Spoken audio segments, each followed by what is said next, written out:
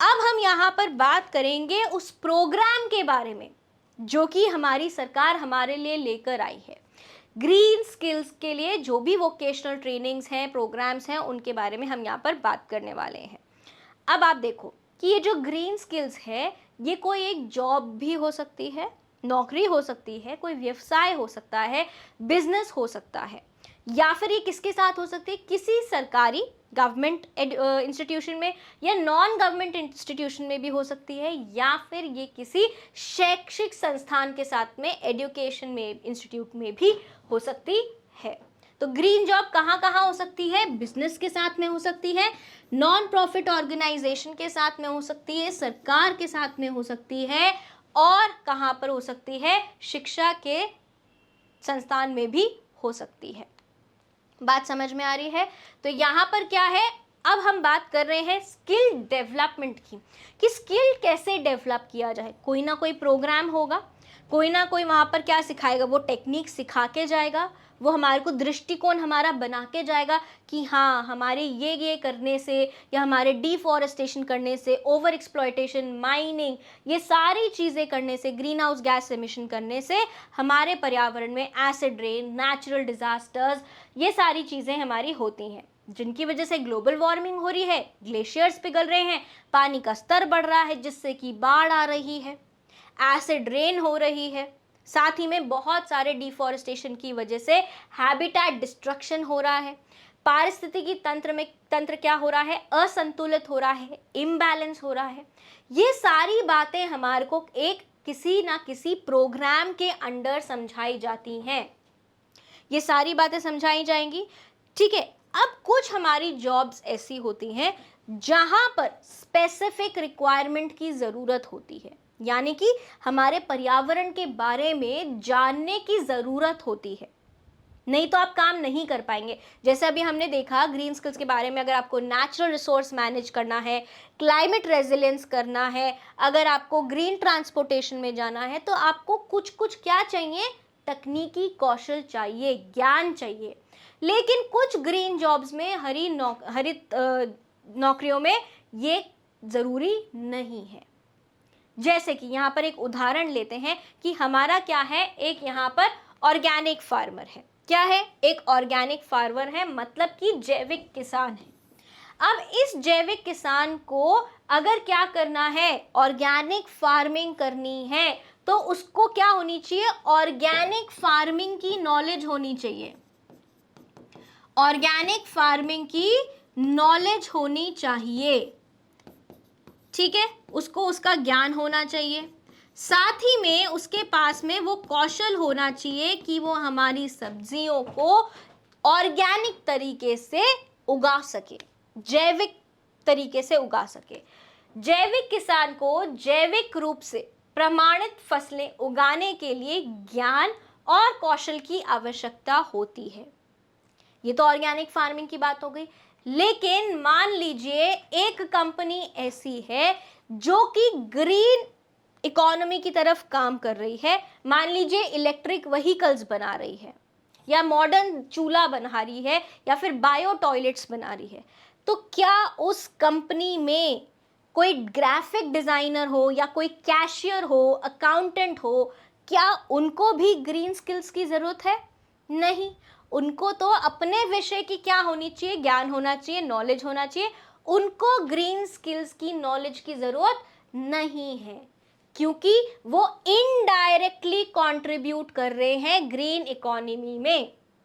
ऐसे लोगों को जरूरी नहीं है कि उनके पास में किसी भी प्रकार का हरित कौशल हो, जैसे कि एक ग्राफिक डिजाइनर हो गया या क्रैशियर हो गया, जो कि एक ग्रीन कंपनी के लिए काम कर रहा है, ऑर्गेनाइजेशन के लिए काम कर रहा है, वो इनडायरेक्टली अपनी भागीदारी दे रहा है in the development of green growth and economy.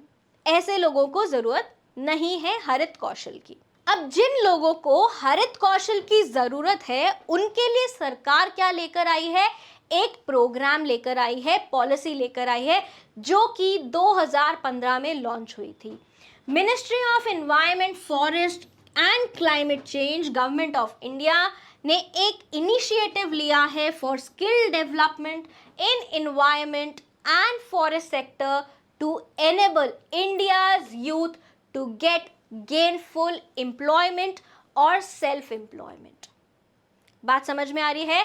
तो यहाँ पर क्या हो रहा है, हमारी जो सरकार है उन्होंने ऐसे कार्यक्रम चालू करे हैं जिससे कि लोगों को हरित कौशल का प्रशिक्षण दिया जाएगा, जिससे उनको क्या मिल सके, उनका रोजगार मिल सके या फिर वो खुद स्वरोजगार प्राप्त कर सकें। बात समझ में आ रही है? ठीक है भाई। अब यहाँ पर ये जो पॉलिसी है ये 2015 में आई थी। ये जो प्रोग्राम है 2015 में लॉन्च हुआ था और ये पॉलिसी थी national policy for skill development, national policy for skill development and entrepreneurship.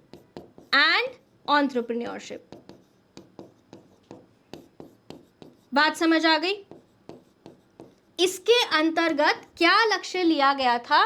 इसके अंतर्गत ये बोला गया था कि जो भारत के युवा है उनको हरित कौशल के लिए प्रशिक्षित किया जाएगा और ये प्रशिक्षण एक बड़े पैमाने पे किया जाएगा जिसका गुणवत्ता का स्तर बहुत ऊंचा होगा।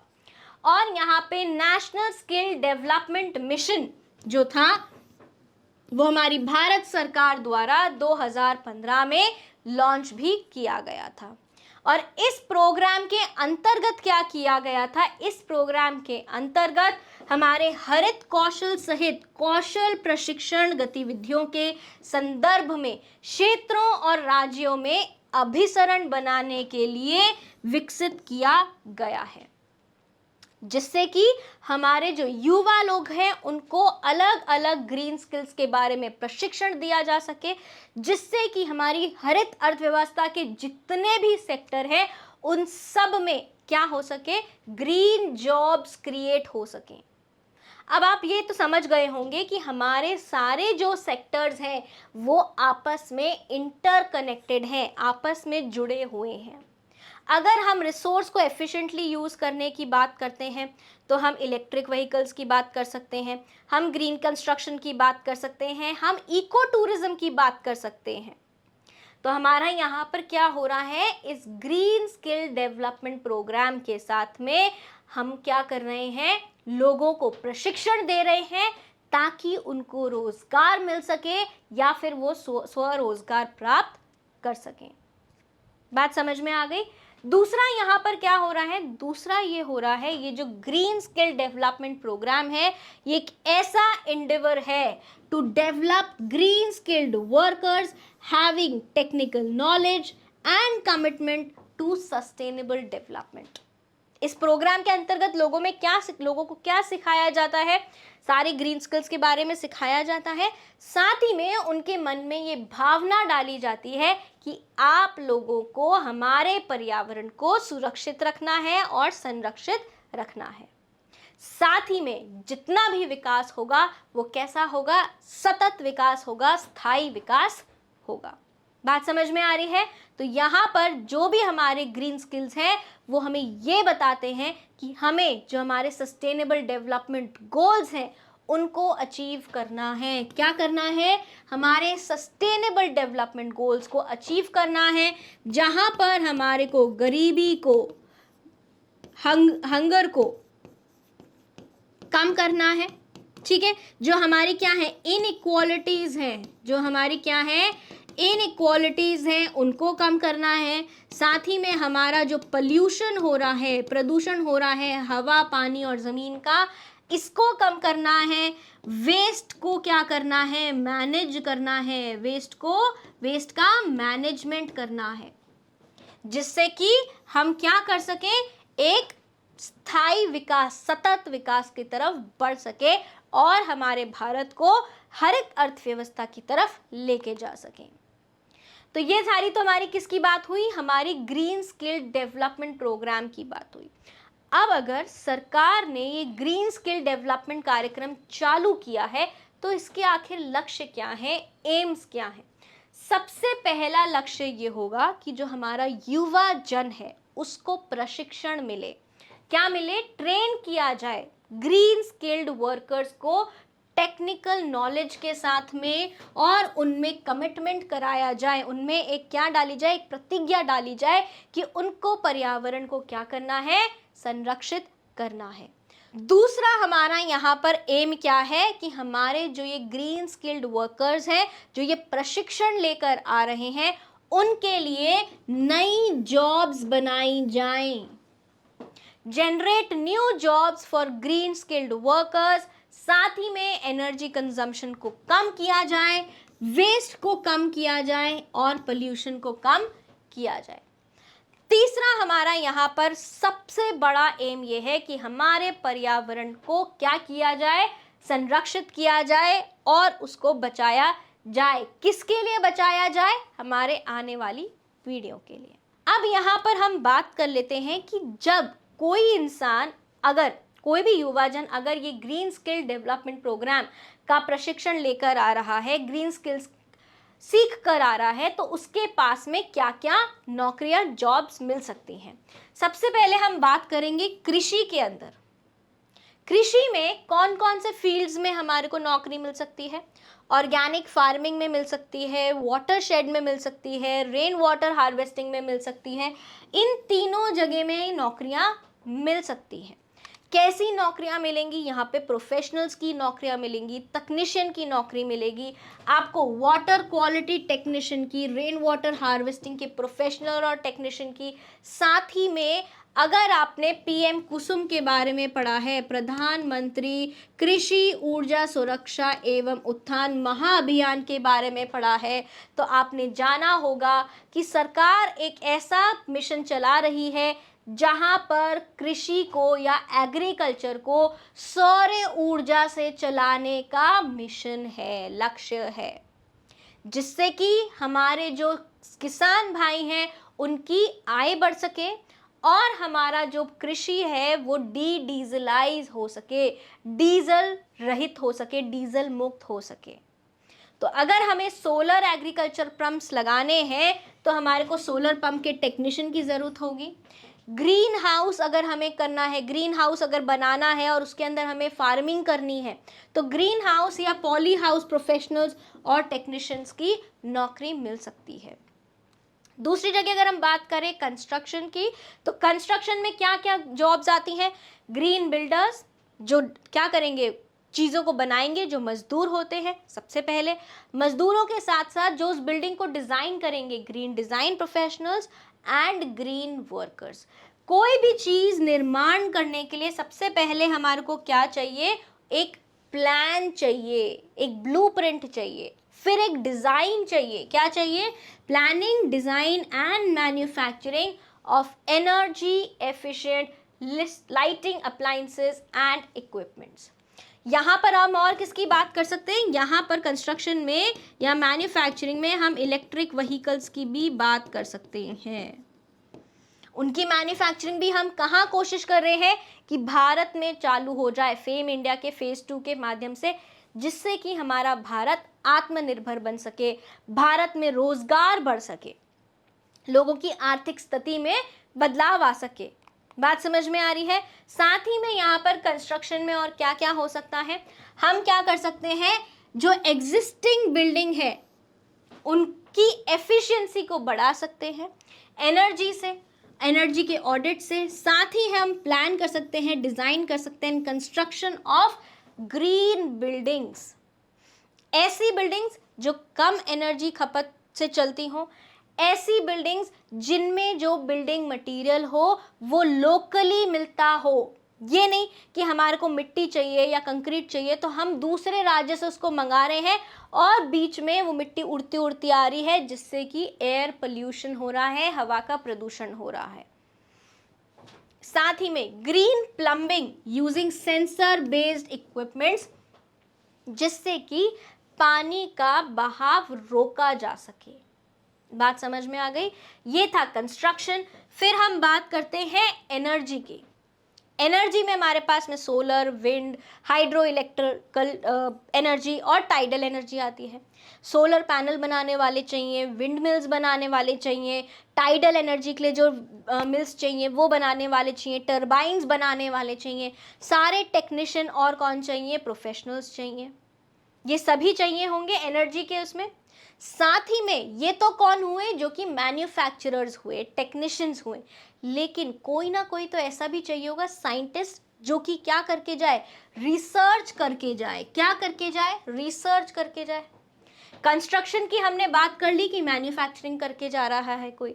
मॉनिटरिंग ऑफ पावर प्लांट, अब आपने सोलर पावर प्लांट लगा दिया, विंड मिल्स लगा दिए, अब उनको ये भी तो देखना है कि वो सही से चल रहे हैं कि नहीं चल रहे।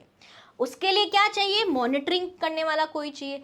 जैसे क्लास में बच्चों को चुप रखने के लिए या डिसिप्लिन में रखने के लिए कौन चाहिए, एक मॉनिटर चाहिए। वैसे ही इन पावर प्लांट्स को देख रेख करने के लिए कौन चाहिए, मॉनिटर करने के लिए कोई चाहिए, मॉनिटरिंग करने के लिए, इंक्लूडिंग प्लांट की एफिशिएंसी एंड कार्बन सिक्वेस्ट्रेशन। तो कौन कौन चाहिए, सोलर सेल टेक्नीशियंस हो सकते हैं, engineers, wind energy professionals and wind energy workers चाहिए। ये सारी जॉब्स हमारे को कहाँ मिलेंगी, एनर्जी की फील्ड में मिलेंगी। फिर यहाँ पर हम बात करें कि अगर हमारे को क्या चाहिए, पावर प्लांट की एनर्जी को बढ़ाना हो तो हमारे को चाहिए biofuel professionals, wave energy producers. Biofuel professionals मतलब जो कि जैव ईंधन बना सकें। क्या बना सकें, जैव ईंधन बना सकें। हमने बात करी थी कि पुणे में एक अभियान चलाया गया है, स्वच्छ कोऑपरेटिव, जहां पर जो भी कचरा बीना जाता है उस कचरे को सूखे और गीले में अलग किया जाता है। सूखे को रिसाइकल करने के लिए भेज दिया जाता है, लेकिन गीले कचरे से क्या बनाया जाता है, बायोगैस बनाया जाता है।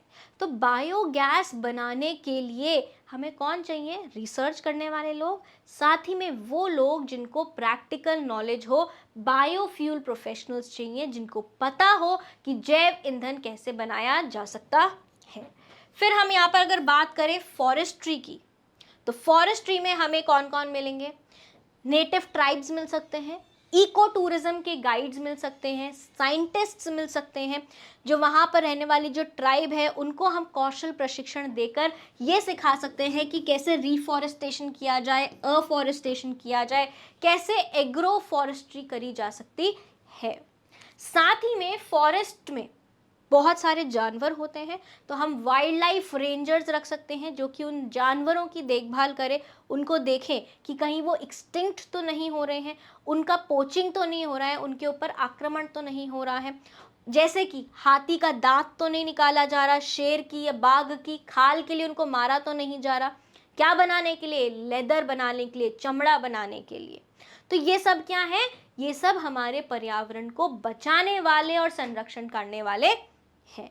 फिर हम यहाँ पे बात करते हैं मैन्युफैक्चरिंग की, तो पोल्यूशन कंट्रोल करने के लिए, एनर्जी एफिशिएंसी के लिए, रिसाइकलिंग करने के लिए, वेस्ट मटेरियल्स के लिए हमें कौन चाहिए, रिसाइकलर्स चाहिए, इलेक्ट्रिक व्हीकल्स बनाने वाले चाहिए, और हमारे को ये सोलर प्लांट्स बनाने वाले चाहिए, विंड मिल्स बनाने वाले चाहिए।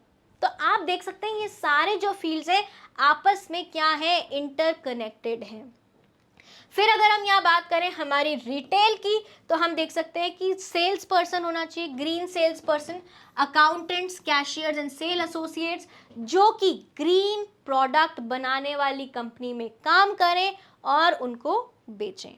साथ ही में हमारे पास अगर हम ऑटोमोटिव या ट्रांसपोर्ट की बात करें, तो हमारे पास में यहाँ पे रिसर्च करने वाले हों, डिज़ाइन करने वाले हों, जिनसे कि ज़्यादा से ज़्यादा फ्यूल एफिशिएंटली यूज़ हो सके और कम से कम फ्यूल में हमारा व्हीकल चल सके, और हमारी नॉन रिन्यूएबल रिसोर्सेज पर निर्भरता कम हो, और हम बिजली चालित वाहनों से या फिर नेचुरल गैस चालित वाहनों पर निर्भर हो सके। मैन्युफैक्चरिंग करें of alternatively fuelled vehicles, biofuel का इस्तेमाल हम कैसे करें हमारे व्हीकल्स में। तो क्लीन कार इंजीनियर्स, जो ऐसा इंजीनियर हो जो कि बैटरी बनाए, हमारे इंजन्स को इतना अच्छा बनाए जिससे कि कम से कम हमारा फ्यूल ईंधन की खपत हो। फिर अगर हम बात करें टूरिज्म एंड हॉस्पिटैलिटी की, तो यहाँ पे कौन आएंगे, इको टूर गाइड्स। इनमें फिर से हम किसकी मदद ले सकते हैं, हमारे नेटिव ट्राइब्स की। हमारे जो ग्रीन टूर गाइड्स हैं, जो कि ये ध्यान रखें कि कचरा नहीं फैल रहा हो, लोग पर्यावरण को क्षति नहीं दे रहे हो, प्लास्टिक की बॉटल्स को पानी में नहीं डाल रहे हो, इन सभी को ध्यान रखते हुए जो क्या करा सकते हैं, टूर करा सकते हैं नेचर का, उनकी जॉब्स भी आपको यहाँ पर मिल सकती हैं। आखिरी में हम यहाँ पर बात करने वाले हैं एजुकेशन सेक्टर की। ये सारी बातें तो हमने करी कि हमारे जो भी कमर्शियल सेक्टर्स थे। एजुकेशन एक ऐसा सेक्टर है जहाँ पर बच्चे के बचपन से नींव डाली जा सकती है कि कैसे हमारे पर्यावरण को संरक्षित करना है, बचाना है और क्यों बचाना है। रिसर्च एंड डेवलपमेंट एक्टिविटीज़, जिससे कि इन्वायरमेंटल रिसर्च हो सके, हमारे जो ग्रीन ग्रोथ है और इकोनॉमी है उनको बढ़ावा दिया जा सके। ऐसी रिसर्च की जाए जिससे कि कुछ ग्रीन प्रोडक्ट्स बनकर आए। ये सब एजुकेशन में हो सकता है, टीचर्स से हो सकता है, टीचर्स की टीचिंग से, जो कि इन्वायरमेंटल एजुकेशन के बारे में पढ़ाए, जो कि बेसिक कॉन्सेप्ट्स हैं, इन्वायरमेंट क्या है, इकोसिस्टम क्या है, कैसे अंतर है इनमें, कैसे काम करते हैं, हमारा क्या रिश्ता है हमारे पर्यावरण से, हमारी जितनी भी गतिविधियां हैं वो पर्यावरण को इफ़ेक्ट कैसे करती हैं, असर कैसे डालती हैं, पर्यावरण से हम कैसे प्रभावित होते हैं, इन सभी के बारे में हमें बताए। हमें हमारे पर्यावरण की महत्वपूर्णता के बारे में बताए। वो कौन कर सकता है, टीचर कर सकता है। रिसर्च कौन कर सकता है, रिसर्च कर सकता है एक ग्रीन साइंटिस्ट, और जो बायोलॉजिस्ट्स होते हैं वो कंजर्वेशन कर सकते हैं। तो आपको किस किस की जॉब्स मिल सकती है, टीचर्स टीचिंग की मिल सकती है कि आप इन्वायरमेंटल एजुकेशन पढ़ाएं, इन्वायरमेंटल स्टडीज़ पढ़ाएं। साइंटिस्ट की मिल सकती है जो इन्वायरमेंट के क्षेत्र में, पर्यावरण के क्षेत्र में रिसर्च करें। साथ ही में कंजर्वेशन बायोलॉजिस्ट, जो कि क्या करें, हमारे पर्यावरण का संरक्षण करें, नई नई तकनीकें लाएं, प्रौद्योगिकियां लाएं, जिससे कि हमारा पर्यावरण बचाया जा सके, संरक्षित किया जा सके। तो ये था हमारा ग्रीन स्किल्स, और ग्रीन स्किल्स के लिए सरकार द्वारा लॉन्च किया गया डेवलपमेंट प्रोग्राम, जिसको हम बोलते हैं ग्रीन स्किल्स डेवलपमेंट प्रोग्राम। मैं उम्मीद करती हूँ कि इस वीडियो के माध्यम से आपको समझ आया होगा कि हमारे जो हरित कौशल है उनमें हमको क्या क्या तकनीकें सीखने को मिलती हैं। साथ ही में उन तकनीकों को सीखने के लिए सरकार ने कौन कौन से प्रोग्राम लॉन्च किए हैं, और किस किस सेक्टर में हम अपने हरित कौशल को एक रोजगार पाने के लिए लगा सकते हैं। अब हम मिलेंगे अगली कक्षा में हमारी इंडिया की ग्रीन इकोनॉमी के साथ में, और बात करेंगे कि अगर हम एक हरित अर्थव्यवस्था की तरफ बढ़ते हैं तो उसका वैश्विक स्तर पर क्या प्रभाव पड़ेगा। मिलते हैं आपसे अगली कक्षा में, तब तक के लिए धन्यवाद।